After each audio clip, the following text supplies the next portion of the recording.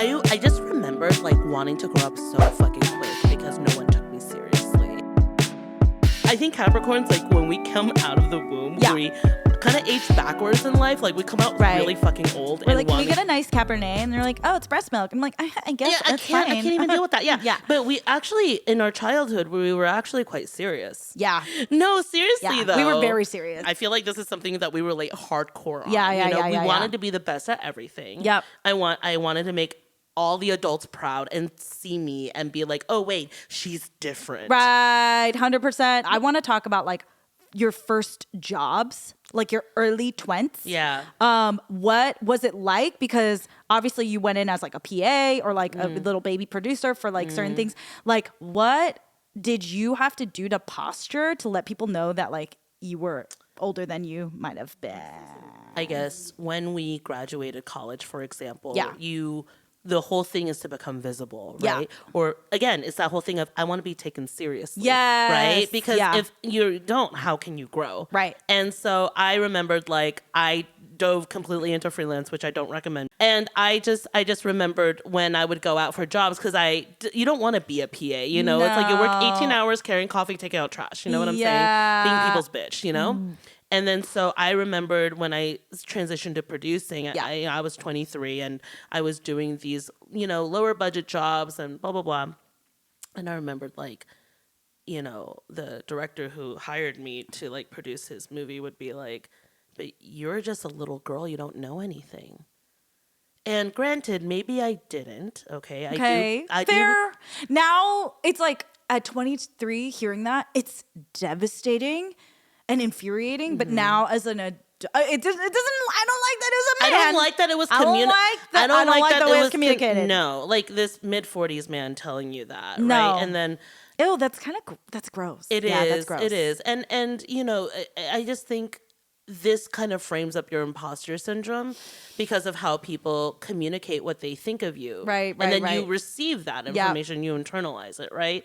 So then I started thinking, and I think you may feel this way as well back then, is I'm going to prove them all wrong. Ooh. I'm going to be the youngest, most successful, smartest. Yeah. Like, use this as know. Exactly. Use this as fucking fuel. Yeah.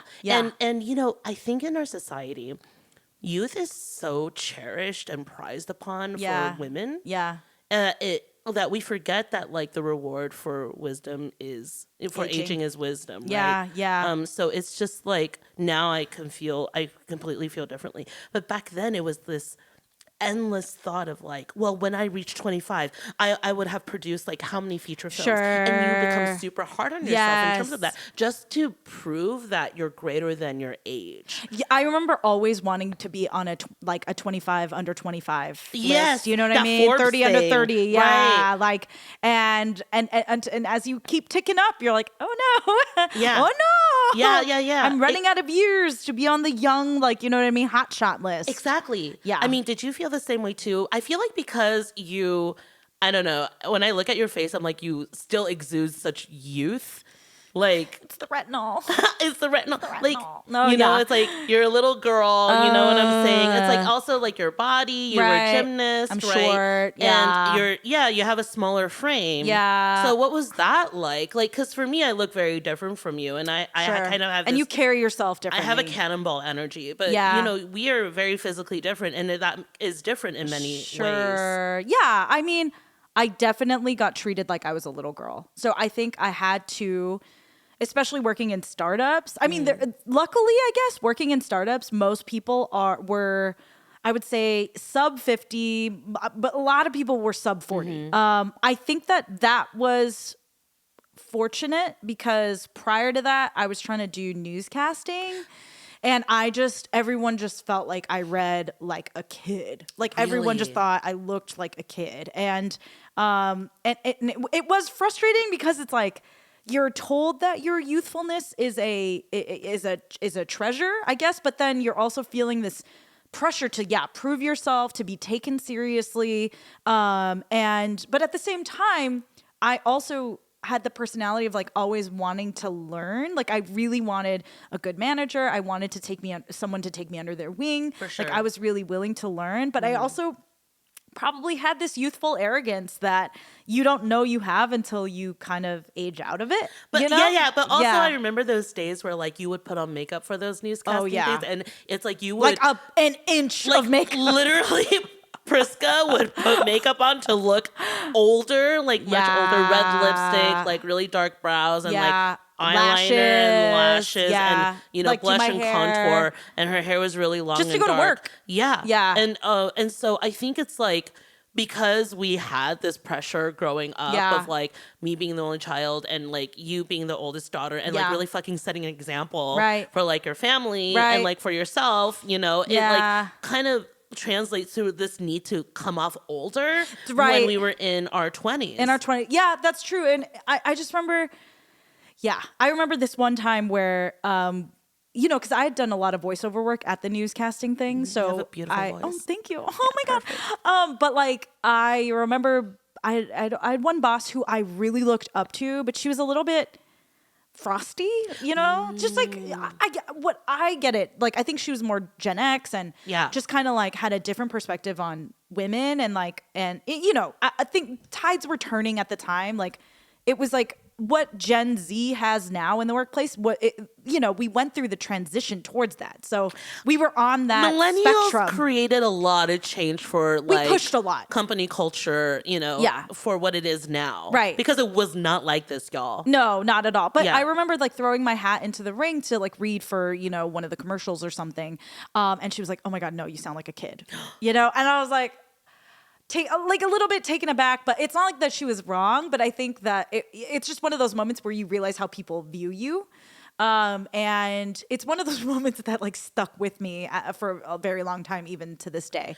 Let's add another layer to that. Okay. Because we're also Asian women. Yeah. And Asian women are further infantilized. Yes, exactly. Yeah. And, it still is a very male gazy world, and it's still a man's world in every sense of the word. Yeah. Like I used to think delusionally that it wouldn't affect me because I'm different. Wow. I had a lot of problems back then.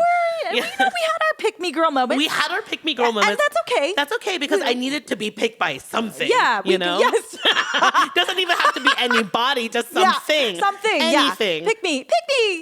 It's me. I'm not like the other girls. Pick me. Exactly. Like and literally. it's like, and also it's like being Asian. It's like we are further infantilized, like you're saying, like we look even younger, and sometimes I like, especially in white spaces. Totally. Yeah. And so for me, it's like my boobs, like we talk about my boobs a lot on this show, but it's for a reason. I'm talking about them right now.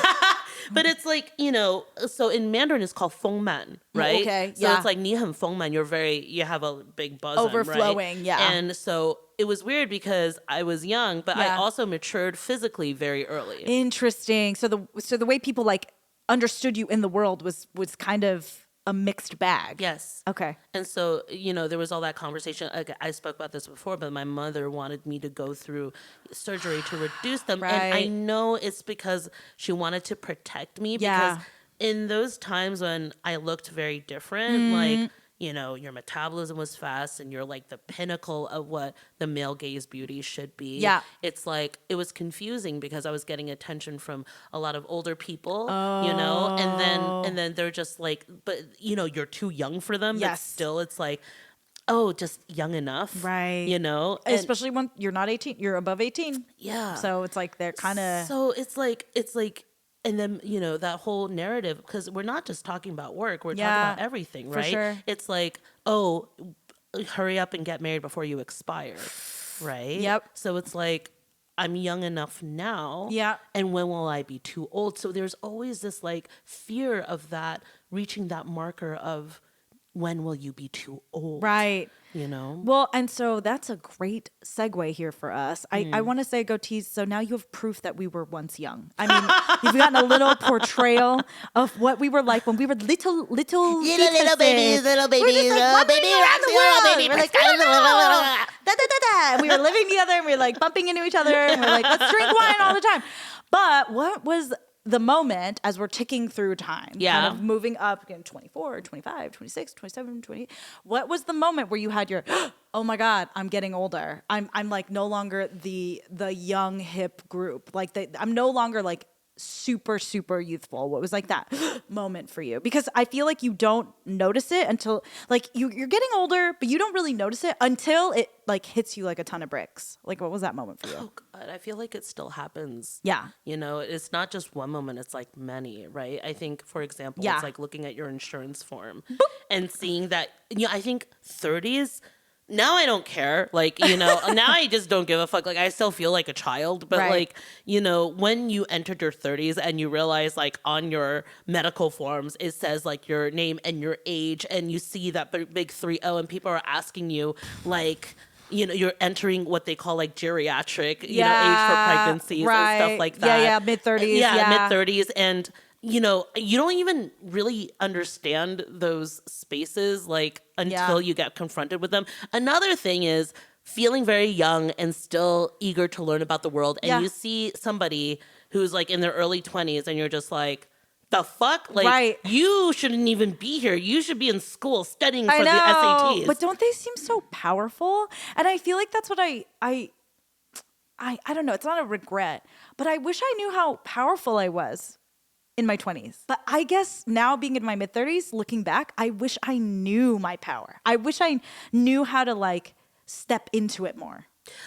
Does that make sense? We were never taught that. Yeah. We were taught to be, I don't know. I don't think anyone intentionally taught us that we weren't good. It's more like the information that we took around us. That imposter syndrome is such a real thing for millennials. Yeah. Like even now, I think there was this whole discourse about our generation about how we use the terms like adulting. Because we never were able to accomplish certain milestones in our life where we feel like this is what we're supposed to have. So therefore, we forever feel like children.